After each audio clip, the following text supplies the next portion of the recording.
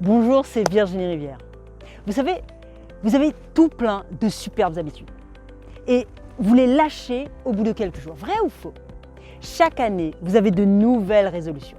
Je vais être plus aimable, plus compatissant avec mon mari, avec ma femme, plus à l'écoute de mes enfants, trouver le temps de méditer, bref, tout plein de nouvelles habitudes. Les premiers jours, tout se passe super bien. Et ensuite, au bout du 4e jour, vous redevenez exécrable. Vrai ou faux? Vous perdez patience, vous vous comportez comme un vrai connard. Et là, vous vous dites, mais qu'est-ce que je n'arrive pas à faire? Qu'est-ce qui se passe là avec moi? Et je sais que vous avez de grandes aspirations, de grands buts pour vivre une vie incroyable. Une réelle ambition pour votre carrière, pour vos relations, pour contribuer au monde. Moi aussi, vous savez, j'ai les mêmes. Et s'il n'y a pas d'habitudes constructives, et ça dans votre vie, qui viennent structurer tout ça, ça va être difficile. Difficile de vivre une vie à la hauteur de vos ambitions. Les habitudes vous permettent d'atteindre vos objectifs d'une façon phénoménale. Maintenant, le plus grand challenge des gens, c'est de maintenir leurs habitudes. Ça fait plusieurs années que je m'intéresse au comportement humain. Et la première personne que je prends comme cobaye pour tester les stratégies, c'est moi. Vous savez, j'écris énormément. Donc ma première pensée a été d'écrire ce que je désire intégrer comme nouvelle habitude. Je l'ai mise là, dans mon journal, je l'ai visualisé. Mais ce que j'ai constaté, c'est que si je n'arrive pas à le voir, je n'y pense plus. J'ai compris qu'il fallait me le rappeler souvent. Donc, plus on vous rappelle de pratiquer vos habitudes, et plus le cerveau l'assimile, et plus elles viennent de façon automatique. Et la première manière de vous rappeler, c'est d'utiliser votre téléphone portable, tout simplement, et de mettre une alarme. Par exemple, vous voulez prendre plus de temps pour mieux respirer dans votre journée.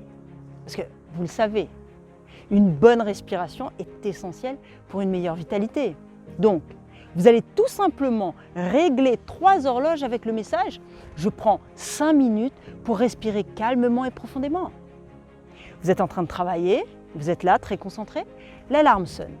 Et là, vous voyez sur votre écran, je prends 5 minutes pour respirer calmement et profondément. Donc vous vous posez et vous faites votre série de respirations. Plus vous allez le faire, plus votre cerveau va l'assimiler et plus ce sera simple pour vous.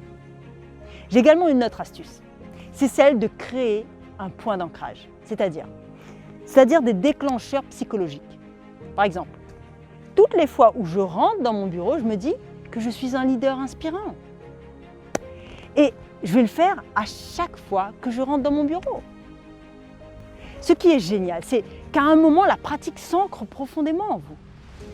Maintenant, si vous voulez être une personne aimante, à l'écoute de votre famille, vous pouvez également le faire en rentrant chez vous.